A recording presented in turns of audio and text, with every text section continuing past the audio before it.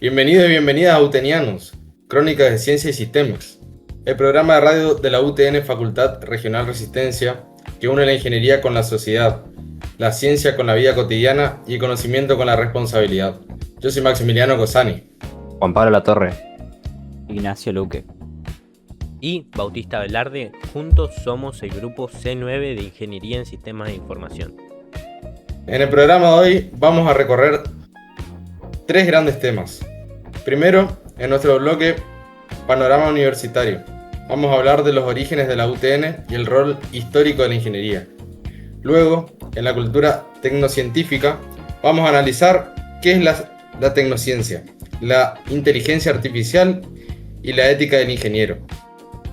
Y para cerrar, en Agenda Sostenible, discutiremos innovación abierta, desarrollo sostenible y el desafío de la brecha digital y de género. ¡Arrancamos!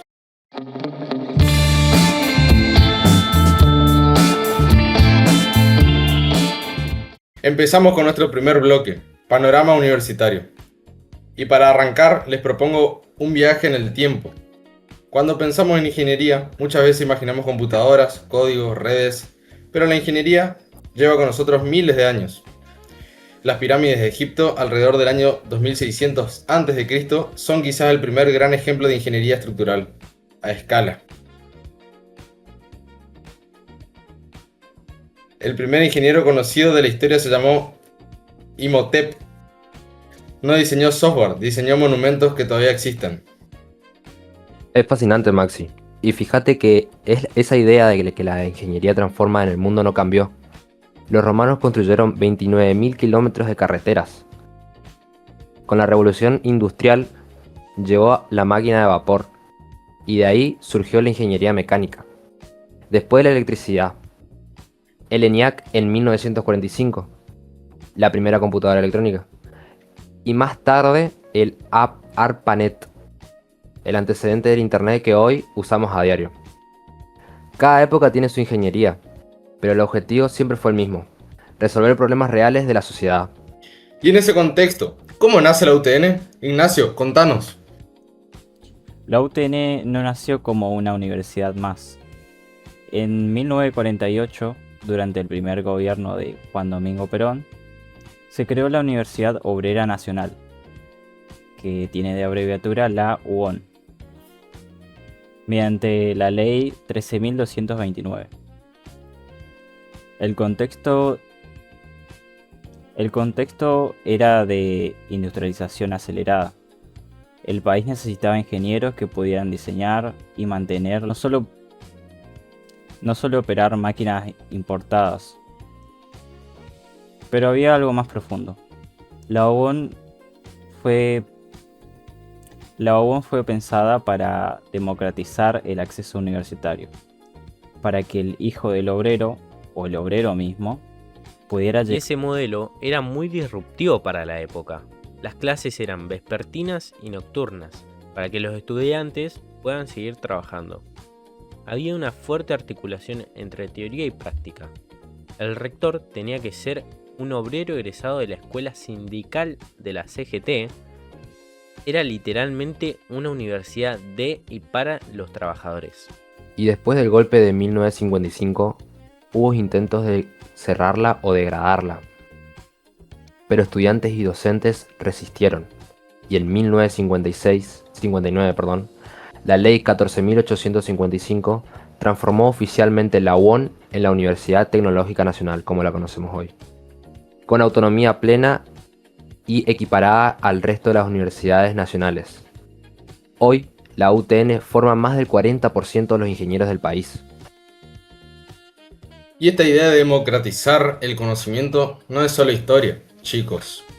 Hoy hablamos de ciencia abierta, un movimiento que busca que las investigaciones, los datos y los resultados científicos estén disponibles para todas las personas, sin barreras de acceso. Las plataformas digitales, los repositorios abiertos, la colaboración entre universidades, gobiernos y científicos, todo eso es parte de esta idea de que el conocimiento no puede ser propiedad exclusiva de unos pocos. Y en ese sentido, la UTN con sus facultades regionales, incluyendo acá la de Resistencia, cumple exactamente ese rol. Acerca la formación en ingeniería a las economías regionales, al norte del país, al NEA. Eso es democratización del conocimiento en la práctica. Para cerrar este primer bloque, la ingeniería nació con la humanidad, evolucionó con cada revolución tecnológica y en Argentina encontró en la UTN un espacio donde la educación técnica se convirtió en herramienta de justicia social. Eso es algo que como utenianos no podemos olvidar. ¿Viste lo que son estos jugadores? Por eso ganamos todo. ¿Viste lo que son los hinchas?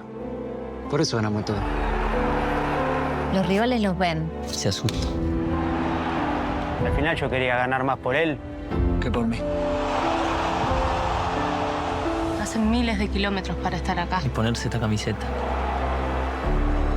Yo no sé dónde sacan energía estos tipos. Parece que no va más y sigue. Yo los veo del otro lado del alambrado. Te quedas colgado mirándolos. Pensé que después de tantos mundiales no iba a bancarse uno más. Pero el amor por la camiseta es más fuerte. Olvídate. Tenemos a los mejores del mundo. Olvídate. Tenemos lo mejor del mundo.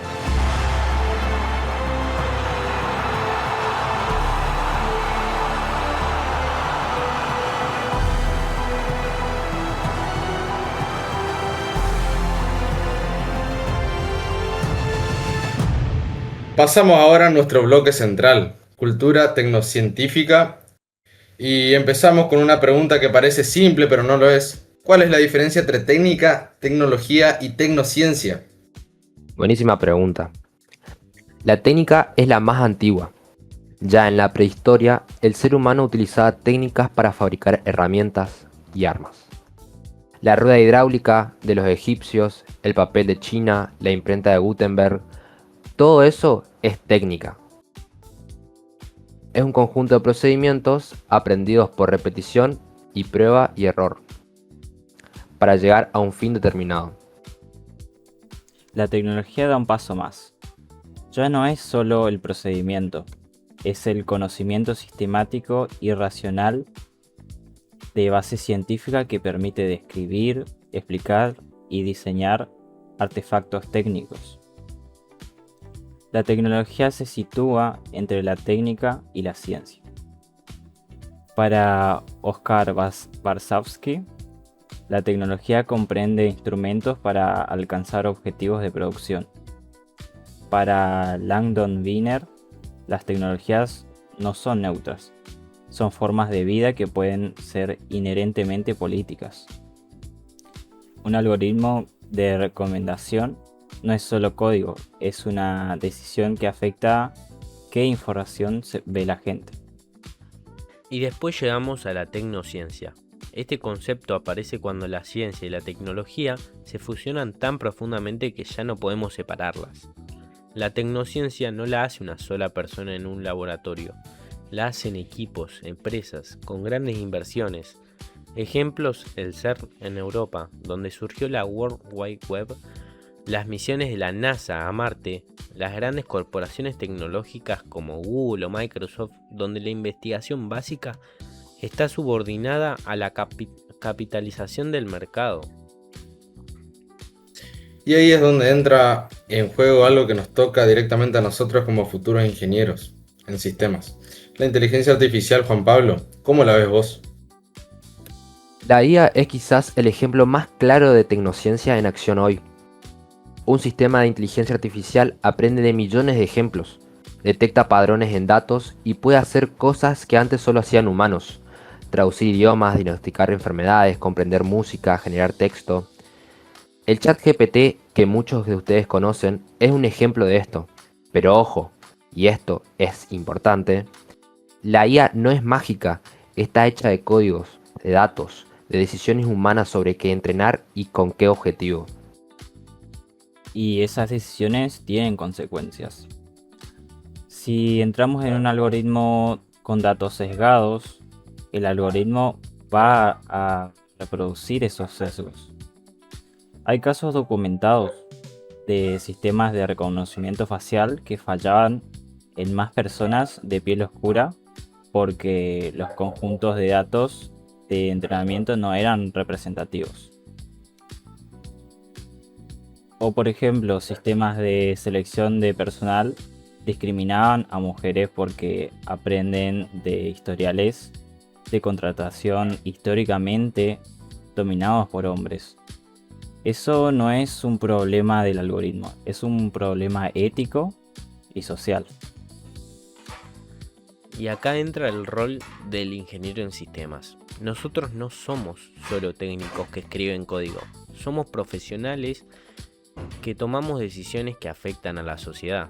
La ética profesional de la ingeniería no es solo un accesorio, es la parte central del trabajo. La ética nos dice que no alcanza con que algo funcione bien técnicamente, tiene que ser justo, seguro, sostenible y beneficioso para la sociedad. Y hay casos históricos que lo demuestran dolorosamente. El desastre del transbordador Challenger en 1986 fue un ejemplo de lo que pasa cuando las presiones económicas y de tiempo se imponen sobre el criterio técnico y ético. Los ingenieros habían advertido sobre el riesgo de las juntas tóricas en bajas temperaturas. No fueron escuchados. El resultado que fue 7 astronautas muertos. La ética profesional no es burocracia, es lo que evita tragedias. Y la pregunta que nos debemos hacer como futuros ingenieros en sistemas es: ¿cuándo nosotros desarrollaremos software que va a usar mucha gente? ¿Estamos pensando en esas consecuencias? ¿Estamos siendo responsables?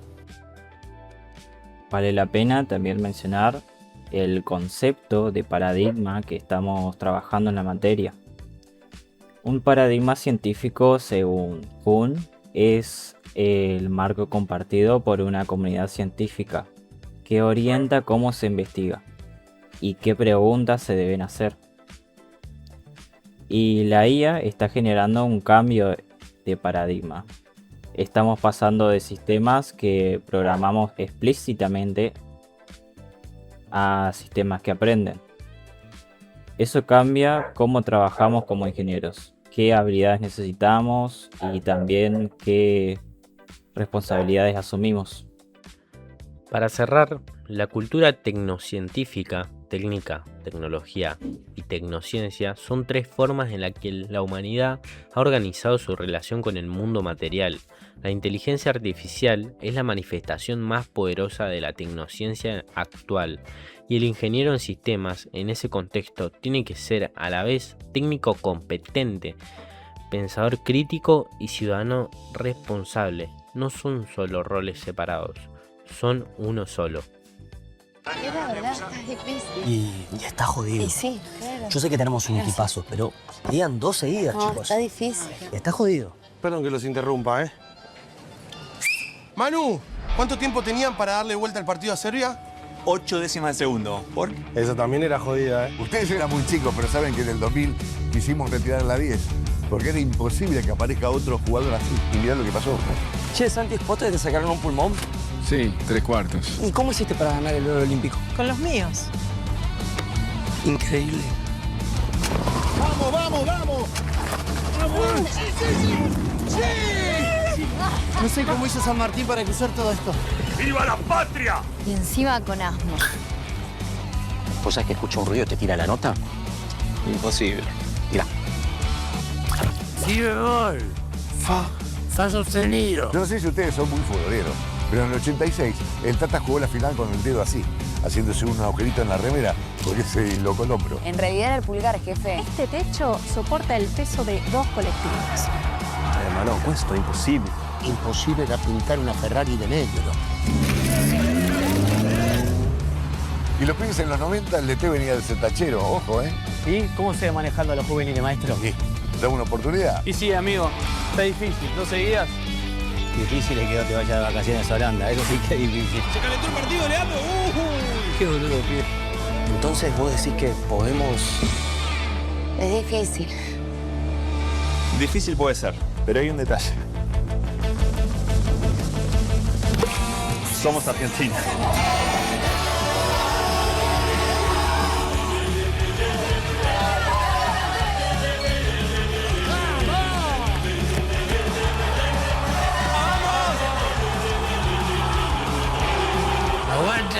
China. Y si la razón hace dudar, el corazón siempre va para adelante. Quilmes. Llegamos a nuestro último bloque, Agenda Sostenible. Y empezamos con una pregunta concreta. ¿Puede la ingeniería resolver los problemas del siglo XXI sin destruir el planeta en intento? Para responder eso, necesitamos hablar de desarrollo sostenible. El concepto surge como una respuesta a la necesidad de equilibrar el crecimiento económico, el bienestar social y la protección ambiental. La idea es que podamos satisfacer las necesidades del presente sin comprometer las capacidades de las generaciones futuras de satisfacer las suyas. La ONU estableció en la Agenda 2030 17 Objetivos de Desarrollo Sostenibles, los famosos ODS, que incluyen educación de calidad, energía limpia, industria e innovación y acción climática.